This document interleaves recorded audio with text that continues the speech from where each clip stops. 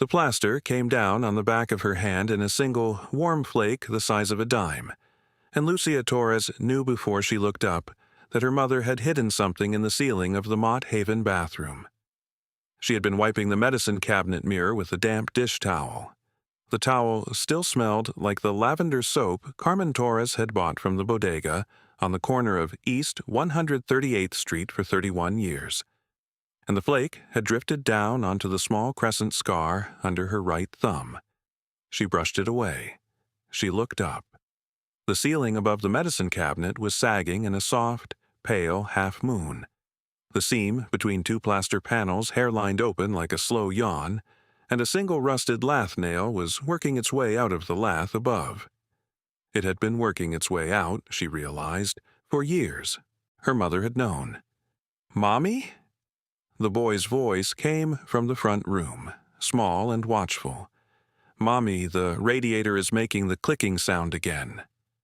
"I hear it, baby," Lucia said. She did not look away from the ceiling.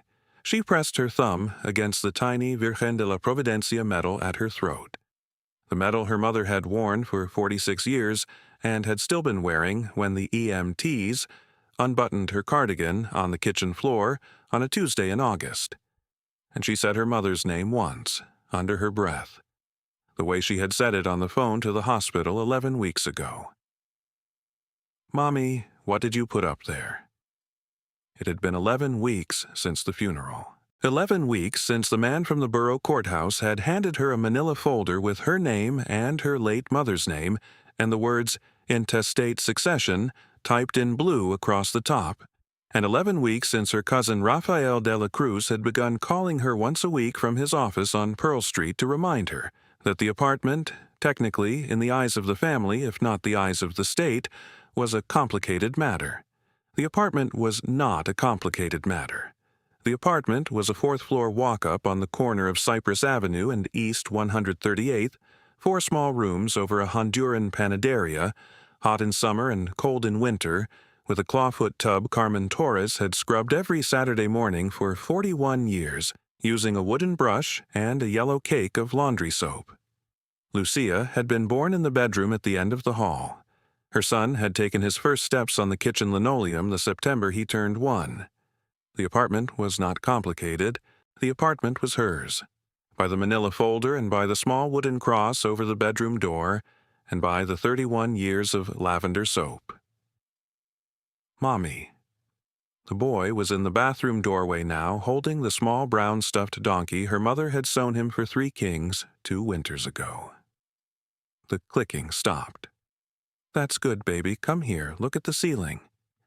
He came and stood between her hip and the porcelain pedestal sink and tilted his small head back. His curls fell against the collar of his navy thermal shirt. He looked up at the sagging plaster half-moon for a long moment with the solemn attention small children give to broken things. And then he said, "Abuela's ceiling is tired." She put her hand on the top of his head. The skin behind his ear was the same temperature her own had been at that age. "Yes," she said. "Abuela's ceiling is tired. Mommy is going to help it." "Mommy's going to fix it?"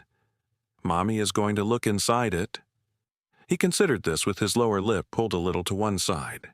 He pressed his cheek against her olive utility pants. "Okay?"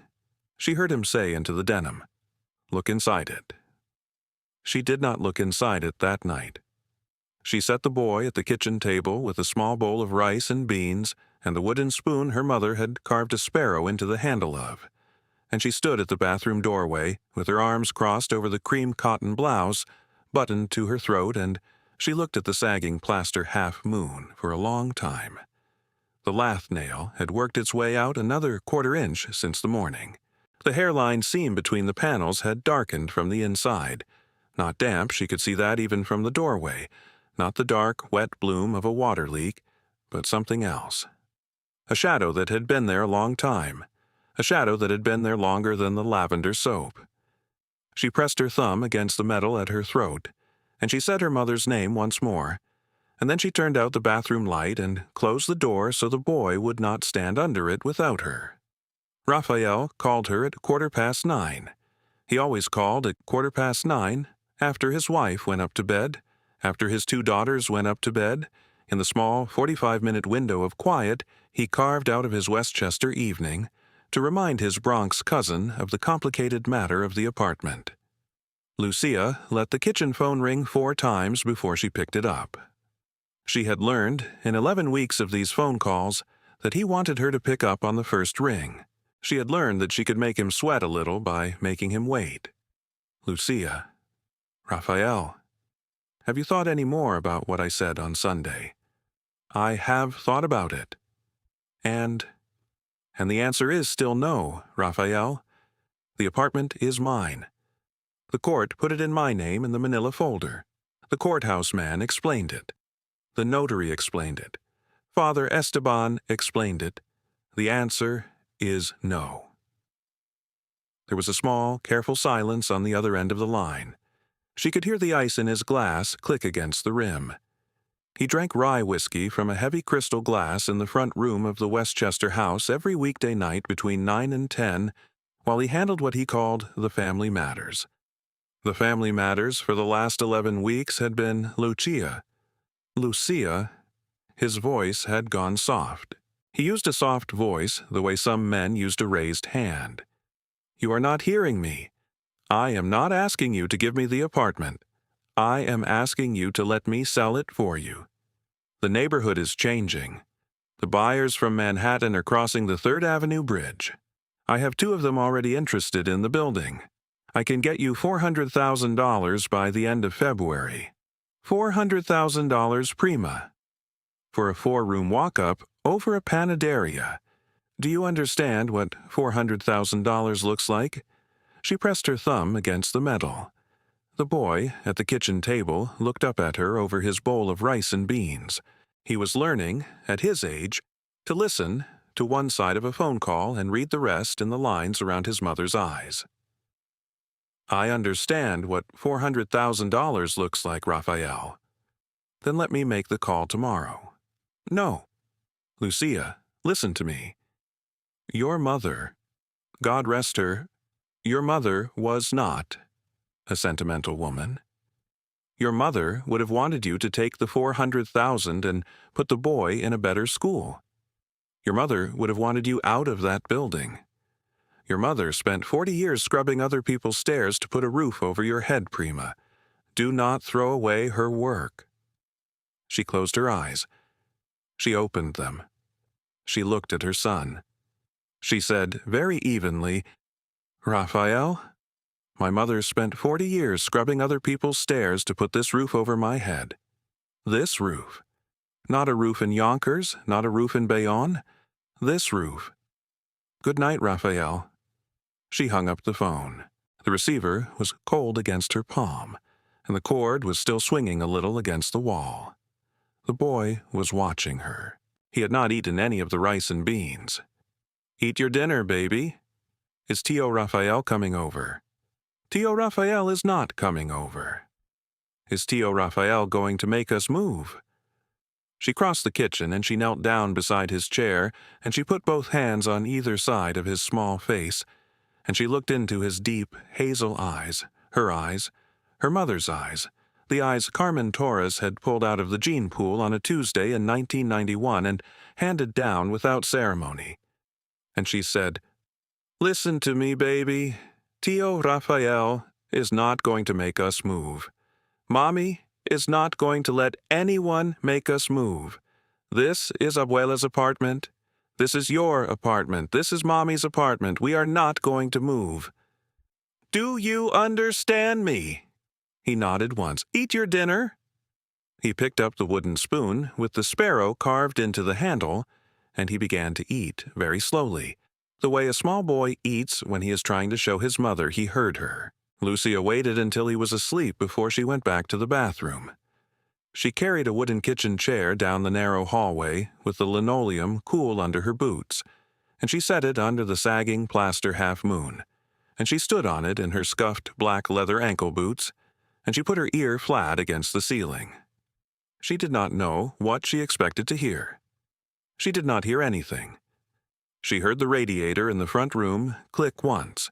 She heard the panaderia downstairs running the last batch of pan dulce through the deck oven for the morning. She could smell the warm yeast through the floor. She heard a single car go down Cypress Avenue and slow at the corner and turn left toward St. Anselm's. She did not hear what was in the ceiling. She pressed her palm flat against the plaster. The plaster gave a little, not the soft give of damp drywall, a different give, a hollow give. The give of a panel, resting on something. Resting on, she thought, exactly the way a board rests on a shelf. She climbed down off the chair and she sat on the edge of the clawfoot tub. The porcelain was cold even through her utility pants. She pressed her thumb against the metal at her throat. She thought about her mother, 59 years old, walking into this bathroom with a kitchen broom in November of 2009. The November Lucia had moved out. The November she had taken her first apartment over by St. Mary's Park with a man she would marry and unmarry inside 7 years. And she thought about her mother standing in this bathroom alone for the first time in 26 years. Her mother had been a small woman, 5'3", the same height Lucia was. Her mother had stood in this bathroom alone with a kitchen broom in November of 2009, and she had looked up at the ceiling and she had thought, this is the place. She had stood on the same kitchen chair Lucia had just stood on. She had pressed her palm against the same panel. Lucia did not know how she knew this. She knew it. She did not open the ceiling that night. She set the kitchen chair against the bathroom wall, and she put out the light, and she went to bed in her mother's bed, under her mother's quilt, and she lay awake, listening to her son breathe on the trundle bed beside her until almost 3 in the morning. The next morning was a Saturday. Father Esteban had told her at the funeral that she should call him if there was anything that needed to be settled. She had not called. She walked the boy 6 blocks down to St. Anselm's instead. The October air was cold enough to whiten her breath. She buttoned her knee-length charcoal wool coat over the denim chore jacket, and she walked the boy slowly along Cypress Avenue with her hand on the back of his small neck. And she watched the panaderia awnings come up one by one along the street her mother had walked for 41 years. The boy held his stuffed donkey under his other arm. A small woman in 4B was sweeping the stoop with a corn broom. 2 men outside the Honduran place at the corner of Beach Terrace were stacking crates of pineapples in the cold. St. Anselm's was 3 blocks down, its red brick steeple visible from the second block, the bell rope dark against the white stone of the doorway.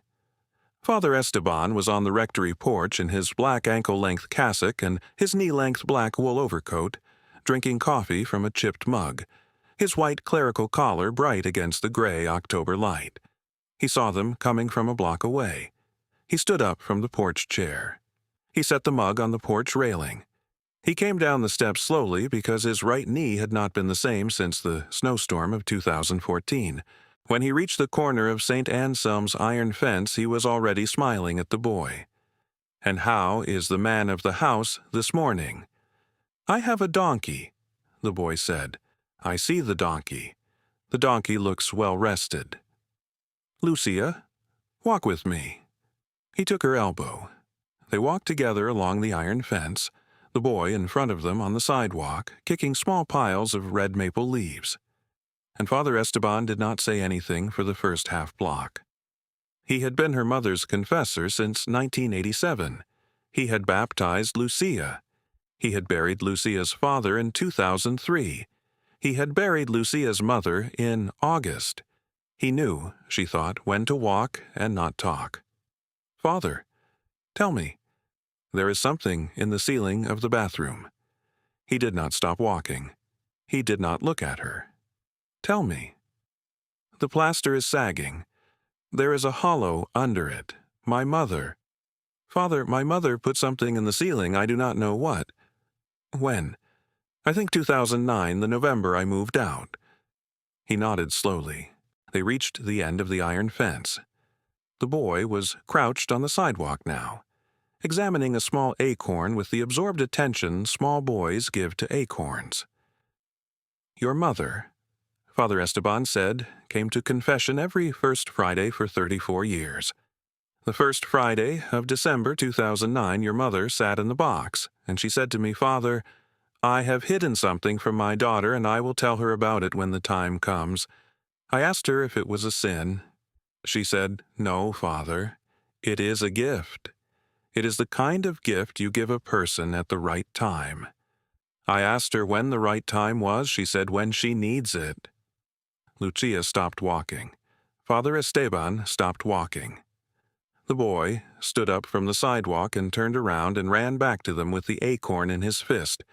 "Father," Lucia said, "did she tell you what it was?" "No." "Did she tell you why?" "No." He put his hand on the top of the boy's head. He looked down at the boy, and he smiled a small private smile that he had never used on Lucia, but had used on Lucia's mother for 34 years. And then he looked back up at Lucia. "But she told me one thing more, Lucia. She told me, Father, if my Lucia ever calls you and tells you the ceiling has come down, you tell her, then it is the right time." She walked back to the apartment with the boy that morning, and she did not open the ceiling. Father Esteban had said one more thing on the rectory porch before she had taken the boy's hand and turned to go. He had said, "Lucia, do not open it alone. Take a witness. Take someone you trust. Take me." She had nodded. She had said she would. She had walked home along Cypress Avenue with her hand on the back of her son's neck and the October air cutting through her cream cotton collar. And she had thought about who she trusted. She had thought about Doña Felipa, the 82-year-old neighbor on the 5th floor who had known her mother since the summer of 1983. She had thought about Adelita Reyes, the notary on Willis Avenue who had drawn up the manila folder paperwork. She had thought about Father Esteban himself. She had not thought about Raphael. Not once. If you are still walking with Lucia this far down Cypress Avenue, take a moment to subscribe. It keeps these inheritance stories coming. She had also thought about her son. She had thought about him a great deal. She had thought about the fact that whatever was in the ceiling, whatever Carmen Torres had put up there in November of 2009, was something Carmen Torres had wanted her grandson to be in the room for. The right time, her mother had told Father Esteban. The right time was when she needed it. The right time, Lucia thought, was when the boy needed it too. She thought of the first winter after the divorce, when she'd come back to her mother's apartment with 2 trash bags of clothes, a stroller with 1 bad wheel, and $84 folded inside the cover of the boy's vaccination card. Carmen had not asked why the marriage had ended. Carmen had opened the bedroom at the end of the hall, pulled fresh sheets from the cedar chest, and said, "You sleep here? He sleeps beside you. Tomorrow we buy milk."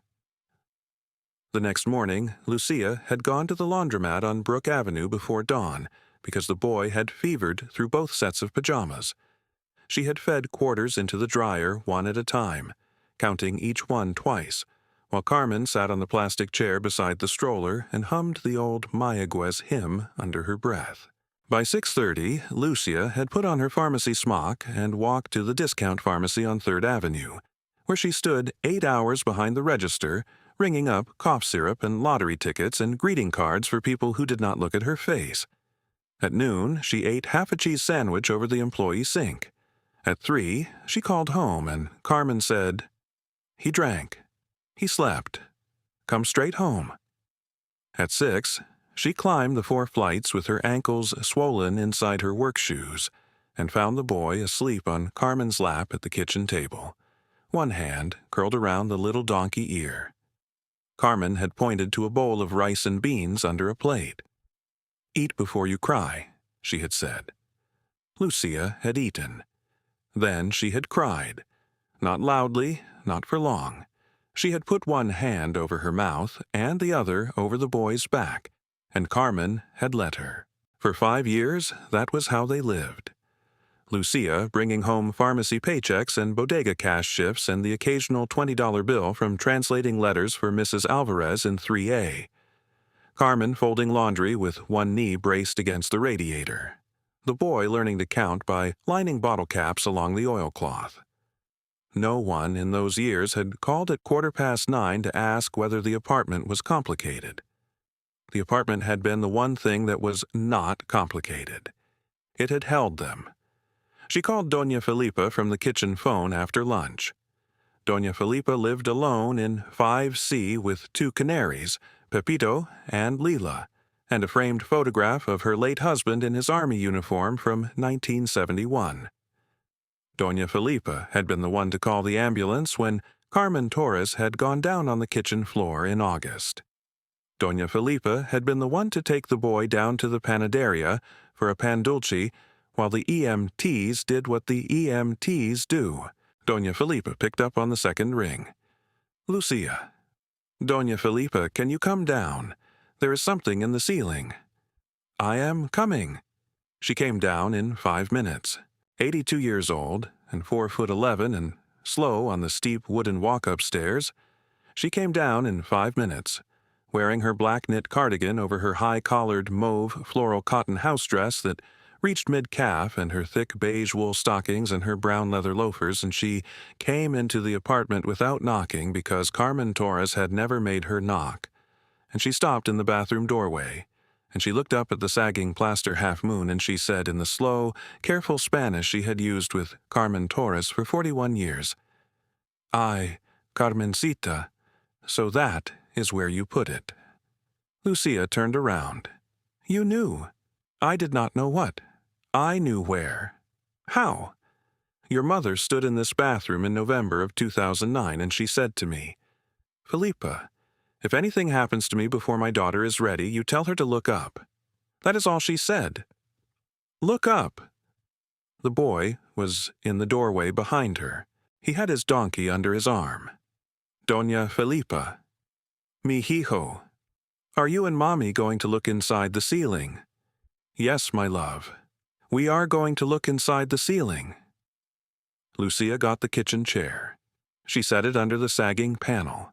She got the long, flathead screwdriver from the toolbox under the kitchen sink.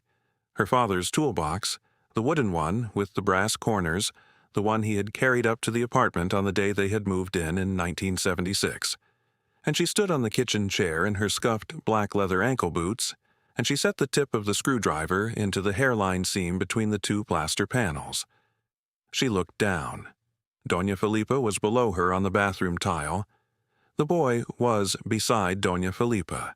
Father Esteban had come up the stairs 10 minutes after Doña Felipa, summoned by some small Bronx wireless current that ran between widows and priests on October afternoons, and he was standing now in the bathroom doorway in his black cassock and his white collar, his hands folded.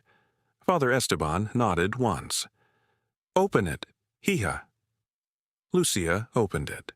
The panel came down in 2 pieces.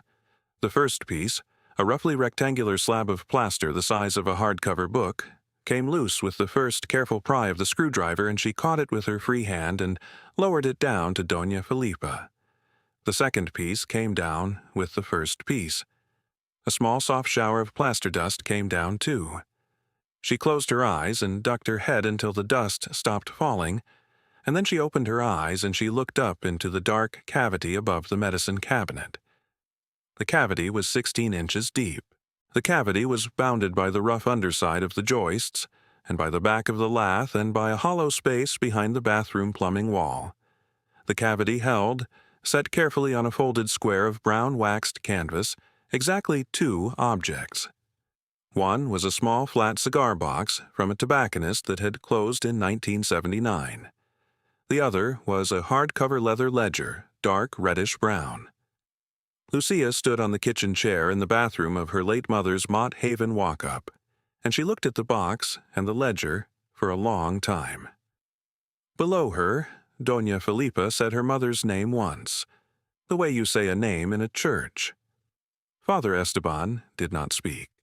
The boy did not speak. He was holding his donkey very tightly against his chest. Lucia reached up. Her hand was steady.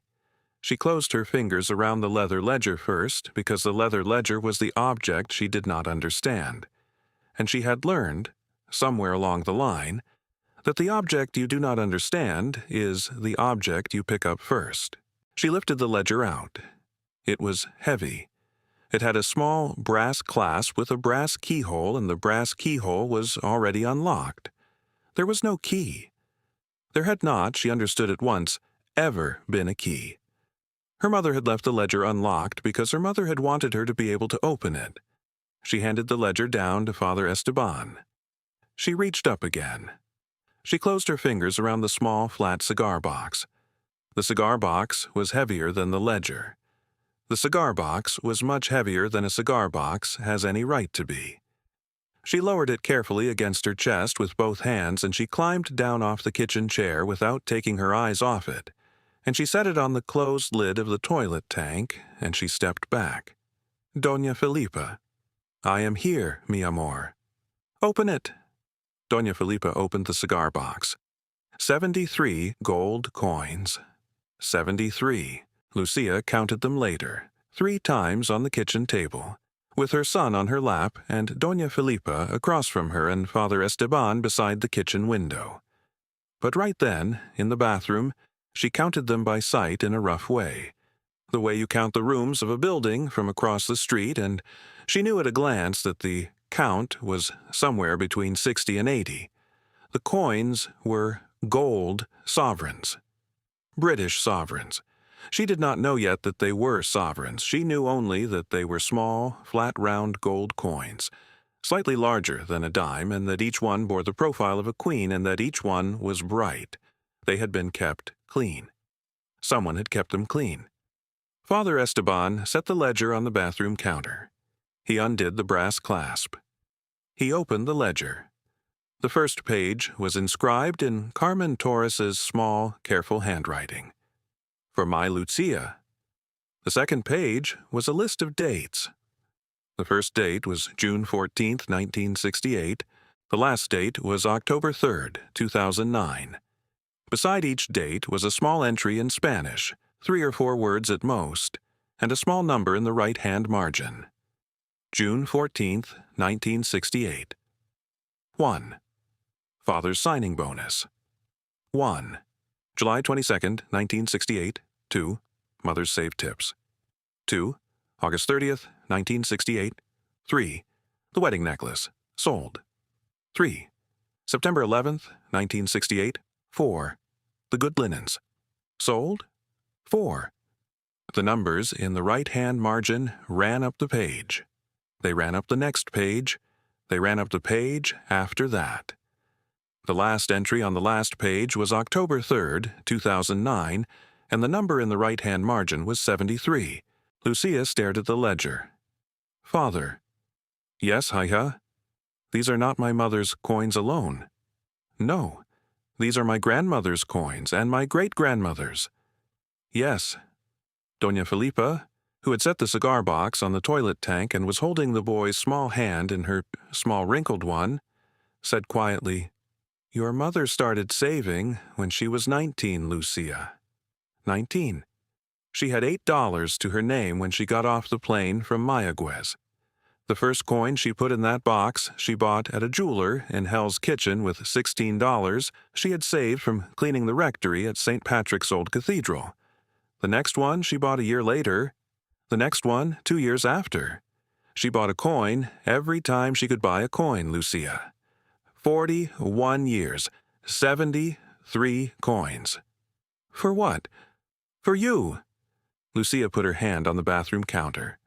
The bathroom counter was the porcelain pedestal sink top her mother had wiped every morning for 41 years with a damp dish towel. The counter held her up. She pressed her thumb against the Virgen de la Providencia medal at her throat, and she said, into the small, bright bathroom of the 4th-floor walk-up, over the Honduran Panaderia at the corner of Cypress Avenue and East 138th Street. Mommy! Mommy! Mommy! Father Esteban turned to the back page of the ledger. The back page held a single sealed envelope tucked into a small leather pocket sewn into the inside cover. The envelope had Lucia's name on it. The envelope was sealed with a small dab of red wax. The wax bore the print of Carmen Torres's right thumb. the small whirl Lucia would have recognized in any kitchen, on any cup of coffee, on any window pane in the apartment. Before Lucia broke it, she looked again at the cavity. The false ceiling was not a hiding place made in panic. It was a hiding place made by a woman who had measured. A narrow cedar strip had been screwed across the back joist to make a shelf where no shelf should have been. 2 small felt pads, browned with age, had been glued under the cigar box so it would not scrape when the upstairs pipes knocked in winter. The folded waxed canvas had been cut square, hemmed by hand on 2 sides with black thread, and tucked with the corners pointing exactly north, south, east, west, as if Carmen had made a little altar inside the plaster. Even the dust had a shape. Around the box and ledger, it lay in a raised, pale rim, undisturbed since November of 2009, while the center of the canvas remained dark brown and clean. Lucia reached up and touched one of the felt pads. It gave under her fingertip like old velvet. She could smell dry plaster, old cedar, and the faint, sweet ghost of the tobacco that had once lived in the cigar box. Her mother had not merely hidden money. Her mother had built a room too small for a body and large enough for a life. Lucia took the envelope. She broke the wax. She unfolded the letter. The paper was thin and pale, and the handwriting was her mother's small, careful handwriting, the same handwriting that had written out her school permission slips in 1996, and her father's funeral mass card in 2003, and the grocery list still pinned to the icebox in the kitchen. Lucia, the letter began. My Lucia, I am writing this on a Tuesday in October of 2009. You moved out on Saturday. The apartment is too quiet. I'm sitting at the kitchen table with this ledger and a cup of black coffee and the rosary my mother gave me when I left Mayaguez in 1966, and I am writing you a letter that I hope you will not read until you are old enough to need it. You will be old enough to need it when the ceiling comes down. I have been saving these coins for 41 years. My father knew about the first 3. My father died before I bought the 4th. Your father knew I kept a ledger, but he never asked to open it. The other 69 I bought without telling anyone. I bought them with money I saved by walking instead of taking the bus. I bought them with money I saved by mending my own coat instead of buying a new one. I bought them with money I saved by skipping the dentist twice. Do not skip the dentist, Lucia. Do not. And with money I saved by selling the gold cross my mother gave me at my first communion.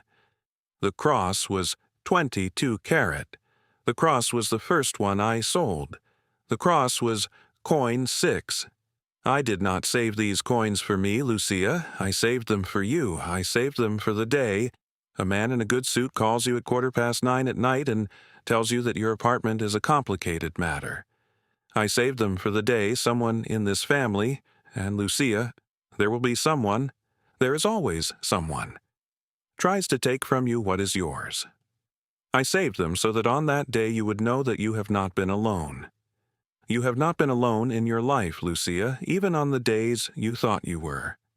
I have been with you. Your father has been with you. My mother and her mother and her mother have been with you. We have been with you through 73 small gold coins hidden above your head all the years of your life. The coins are British gold sovereigns. They are not difficult to sell.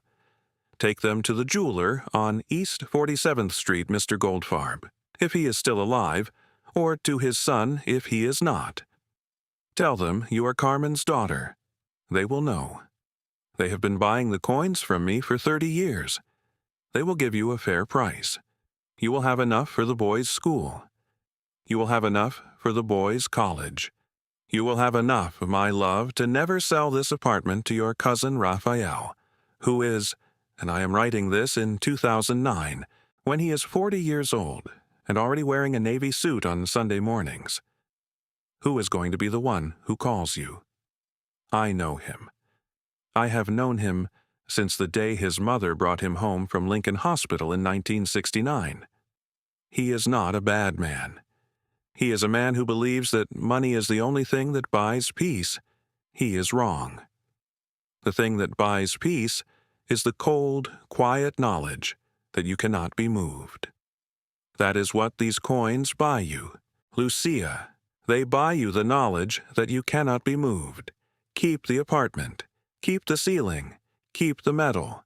Keep the boy in the bedroom at the end of the hall where you were born. Send him to St. Anselm's. Send him to Cardinal Hayes.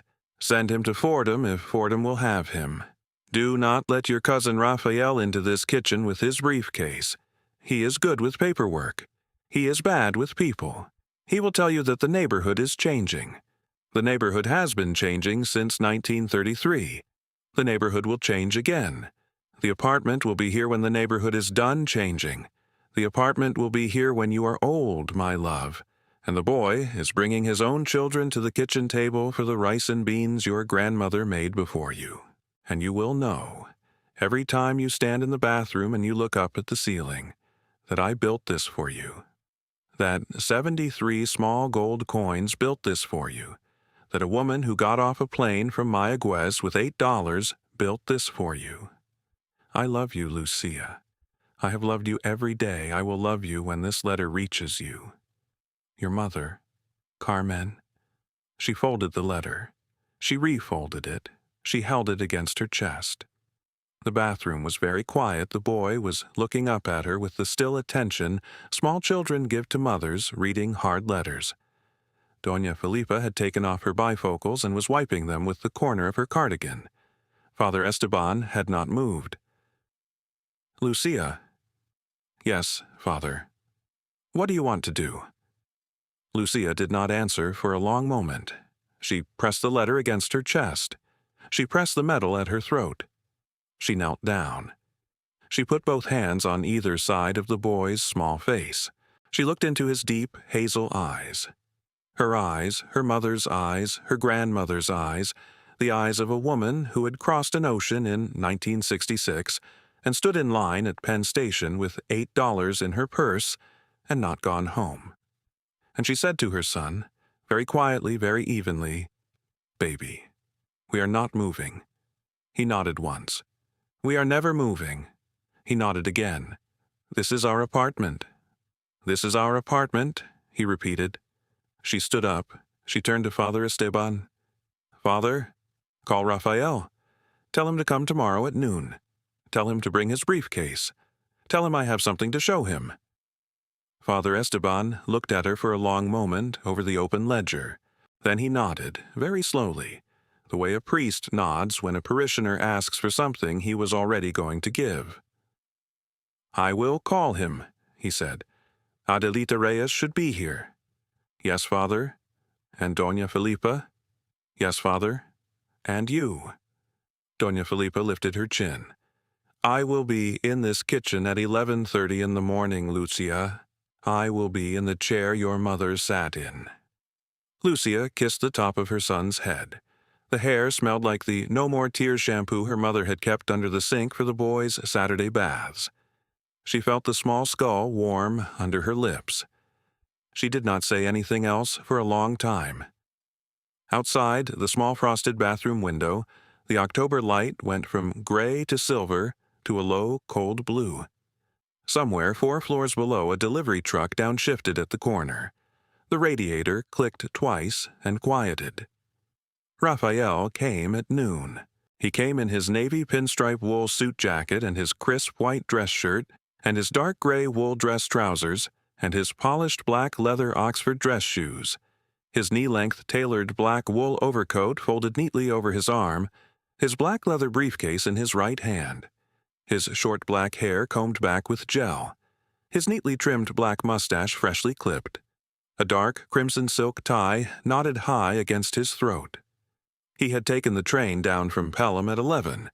He had walked the 4 blocks from the station with the small, careful stride of a man who has decided that today is the day he closes the deal. He climbed the 4 flights of the walk-up stairs without looking at the Panaderia smell or the canary in 5C or the small painted Virgin above the second-floor banister, because Rafael de la Cruz had decided, somewhere in his Westchester living room 13 years ago, that the building he had grown up visiting on Sundays was a building to be sold rather than a building to be felt. He knocked on Lucia's door. Lucia opened it. She did not say hello. She stood aside. She let him into the small front room of her late mother's apartment. She closed the door behind him. Doña Filipa was sitting on the small green velvet couch with her hands folded on her lap. Father Esteban was standing by the kitchen door. Adelita Reyes, 56, sharp-eyed, hair pulled back in a tight low bun, navy blazer, navy pleated skirt to mid-calf, white blouse, sensible black flats, was sitting at the kitchen table with the manila folder open in front of her. The boy was on the floor by the window, doing the puzzle of the United States he had gotten for his last birthday. He had Florida in his fist. Raphael looked at the four of them. He set his briefcase down slowly on the linoleum. He did not take off his overcoat. "Lucia, what is this?" "This is a family meeting, Raphael. Sit." He sat. He sat at the kitchen table across from Adelita Reyes. He set his hands on the table. His hands, Lucia noticed, were trembling very slightly. The hands of a man who had walked up 4 flights of stairs expecting to close and was being asked instead to listen. "Raphael." Lucia sat at the head of the kitchen table. She set the leather ledger on the table between them. She set the small flat cigar box on the table beside the ledger. She did not open either one yet. The pale, blue and white checked oilcloth tablecloth was soft under her palms. "Raphael, you have been calling me at 9:15 every Tuesday night for 11 weeks. You have told me 29 times that the apartment is a complicated matter. You have told me 11 times that my mother would have wanted me to sell. You have told me 4 times that you have buyers from Manhattan." "Lucia, I am not finished. You have offered me $340,000 in September. You have offered me $380,000 in early October. Last week, you offered me $400. Tonight, in this kitchen, in front of these witnesses, I'm going to tell you my answer." She set her hand on the cigar box. "My answer is no, Raphael. My answer is no today. My answer is no tomorrow. My answer is no next Tuesday at 9:15. My answer is no every Tuesday at 9:15 until you stop calling. Do you understand me?" Raphael looked at the cigar box. "Lucia, what is in the box?" "My mother is in the box, Raphael. My grandmother is in the box. Your grandmother is in the box. 41 years of a woman walking instead of taking the bus, that is what is in the box. 73 small gold coins that your aunt put in the ceiling of this bathroom in November of 2009, because she knew exactly which 40-year-old cousin would one day climb 4 flights of these stairs in a navy pinstripe suit and try to take her daughter's apartment. She knew you, Raphael. She knew you since 1969. She knew you before you knew yourself." She opened the cigar box. The 73 sovereigns gleamed in the noon light from the kitchen window. Raphael did not speak for a long time. He looked at the coins. He looked at Lucia. He looked at Doña Filipa. He looked at Father Esteban. He looked, finally, at the small boy on the floor by the window, who had stopped doing the United States puzzle and was watching him with his deep, hazel eyes, Florida still in his fist. "Lucia," he said. "Yes, Raphael. I did not know." "No, you did not know. You did not know, Raphael, because she did not tell you. She did not tell you because she knew that the moment you knew you would have come up these stairs years ago, and you would have offered to invest the money for me, or to manage the money for me, or to put the money in a trust for the boy that you would administer. And the money would not have stayed in the box, and the box would not have stayed in the ceiling, and I would have been a woman without a roof when I needed one. My mother knew that, Raphael. My mother loved you, and she knew that." She closed the cigar box. She set her hand on the lid. The brass clasp was warm under her palm.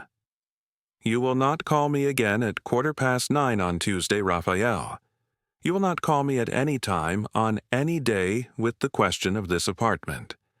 If you wish to see your aunt's home, you will call me on a Saturday morning, in the daytime, and you will ask if you may come for coffee, and you will bring your daughters and your wife, and you will sit in this kitchen, and you will eat the pan dulce from the panaderia downstairs, and you will speak to my son, and you will leave your briefcase at home. Do you understand me, Raphael? Raphael, who had not been told by anyone in his family that he did not understand something since he had been 12 years old, looked at his cousin Lucia Torres across her late mother's kitchen table, and he said very quietly, "Yes, Lucia, I understand you. Good. Goodbye, Raphael." He picked up his briefcase. He picked up his black wool overcoat. He nodded once to Doña Felipa, and once to Father Esteban, and once to Adelita Reyes, and once, small, almost shy, to the boy on the floor. He walked to the apartment door. He opened it. He paused at the threshold. Lucia? Yet, she really left them in the ceiling. For 41 years, Raphael, she really did. He nodded. He went out. He closed the door behind him with a soft click of the brass latch. They heard his footsteps go down the 4 flights of the walk-up stairs slowly, more slowly than they had come up, and they heard him pass the Panaderia awning, and they heard him walk away down Cypress Avenue toward the Metro North station at Yankee Stadium, his polished black Oxfords scuffing twice on the corner curb.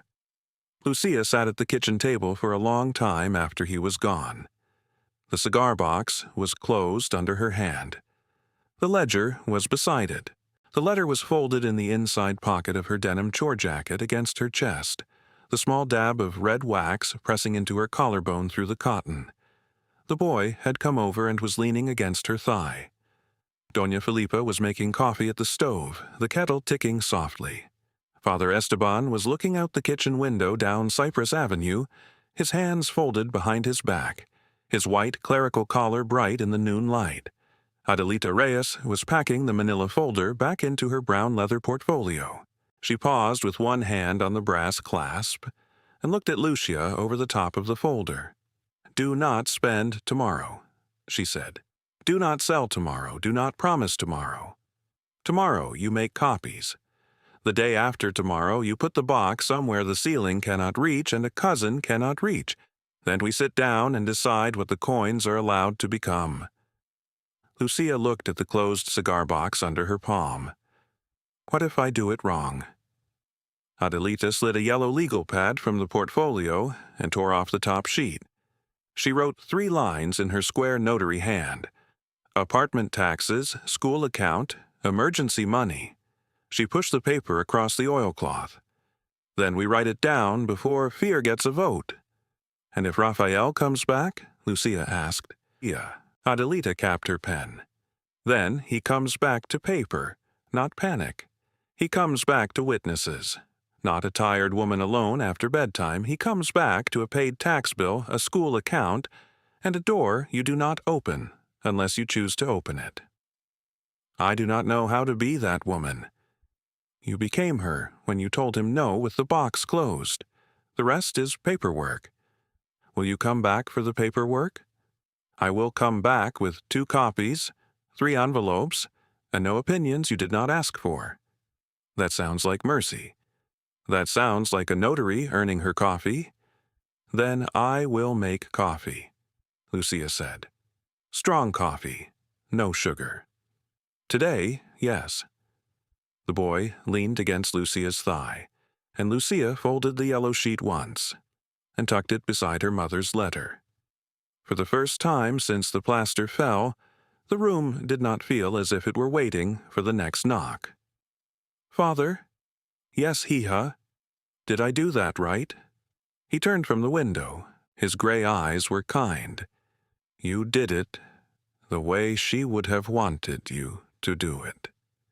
Did I do it the way I would have wanted me to do it?" He smiled, very small. "That is a different question, hija.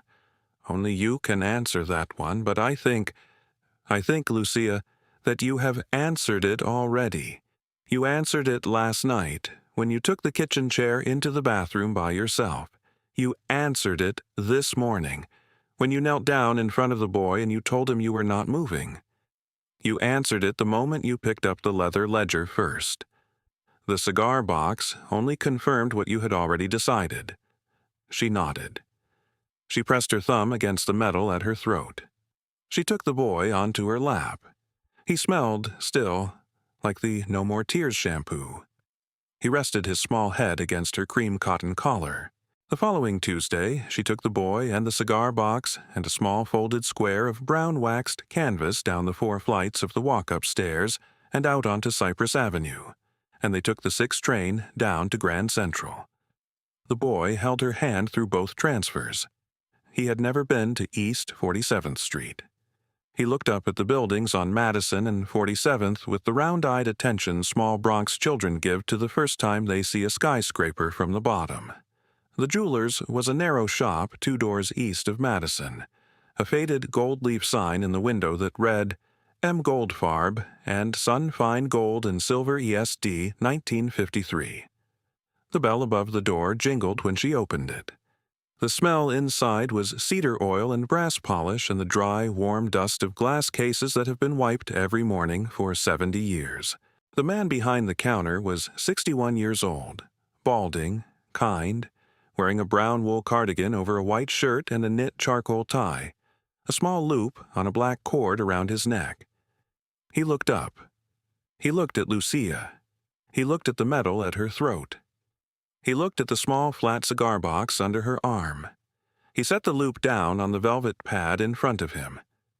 You are Carmen's daughter. She did not answer for a moment. The bell above the door behind her stopped jingling. Yes. I am Avram Goldfarb. My father bought your mother's first coin from her in 1979, and I bought her last one from her in 2009. I have been waiting for you, Lucia Torres, since the morning I read her name in the tablet. Please, come in, bring the boy, sit down. Let me see what she sent you. She set the cigar box on the velvet pad. She opened it. Avram Goldfarb looked at the 73 sovereigns for a long time. He did not pick one up. He did not touch the box. He folded his hands on the counter. He said in a voice that was very close to the voice Father Esteban had used in the bathroom yesterday afternoon. She was the most patient customer I ever had, your mother. She did not ask for the price. She told me what she needed. She came once a year for 30 years, Lucia. Once a year, with $16, with $32, with $60, with whatever she had saved that year by walking and mending and skipping. She would not let me round up. She would not let me give her a coin worth $1 more than what she had brought. She said to my father, until 1998, and then to me, if I take a coin I have not paid for, then it is not the coin my daughter needs.